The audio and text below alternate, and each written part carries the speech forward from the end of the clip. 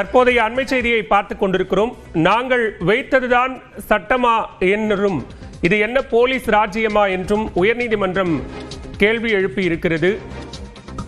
தாங்கள் வைத்ததுதான் சட்டம் என்ற அடிப்படையில் செயல்பட இது என்ன போலீஸ் ராஜ்யமா என காவல்துறைக்கு உயர்நீதிமன்றம் கேள்வி எழுப்பி இருக்கிறது. அண்மை செய்தியாக பார்க்கிறோம். கூடுதல் விவரங்களோடு இணைகிறார் நீதிமன்ற செய்தியாளர் மதன். மதன், எந்த வழக்குல இந்த கேள்வியை நீதிமன்றம் எழுப்பி இருக்கிறது? பாலியல் வன்கொடுமை வழக்கு ஒன்று. இதில் அந்த மேஜிஸ்ட்ரேட் நீதிமன்றத்தில் தன்னுடைய வாக்குமூலத்தை பதிவு செய்ய உத்தரவு கூறி பாதிக்கப்பட்ட அந்த பெண் தரப்பில் சென்னை உயர்நீதிமன்றத்தில் இந்த ஒரு வழக்கு தொடரப்பட்டது. இன்று மதியம் இந்த வழக்கு நீதிபதி வேல்முருகன் முன்பு விசாரணைக்கு வந்தது. அப்போது வாக்குமூலம் பதிவு செய்ய வேண்டிய சைதாப்பேட்டை மேஜிஸ்ட்ரேட்டை நேரில் ஆஜராக வேண்டும் என்று உத்தரவு பிறப்பித்தார்.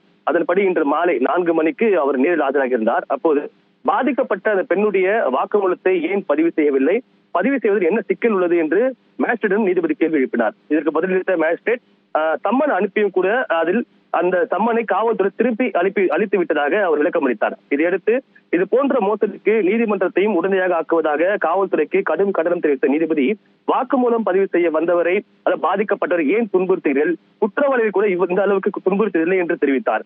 அதே போல அந்த குறிப்பிட்ட மேஜிஸ்ட்ரேட் நீதிமன்றத்தில் தான் வாக்குமூலம் பதிவு செய்ய வேண்டும் என எந்த சட்டத்தில் கூறப்பட்டுள்ளது என்று கேள்வி எழுப்பிய நீதிபதி மன உளைச்சலில் வரும் பாதிக்கப்பட்டவர்களை அருவருக்கத்தக்க வகையில் நடத்தும் காவல்துறையினர் சட்டத்தில் உள்ளதை செய்ய மறுத்து தெனாவட்டாக செயல்படவும் கடன் தெரிவித்தார். அதே போல சட்டத்தின்படி செயல்படாமல் நாங்கள் வைத்துதான் சட்டம் என்ற அடிப்படையில் காவல்துறை செயல்படுவதாக குறிப்பிட்ட நீதிபதி இது என்ன போலீஸ் ராஜ்யமா என்று கேள்வி எழுப்பினார்.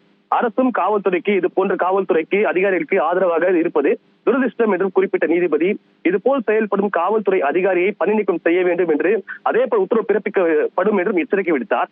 இதன் பின்னர் இந்த வாக்குமூலம் பதிவிற்காக பாதிக்கப்பட்ட அந்த பெண்ணை சைதாப்பேட்டை மேஜிஸ்ட்ரேட் நீதிமன்றத்தில் ஆஜர்படுத்த வேண்டும் என்றும் தற்போது காவல்துறைக்கு நீதிபதி வேல்முருகன் இந்த உத்தரவை பிறப்பித்துள்ளார். பாலா, விவரங்களுக்கு நன்றி மதன்.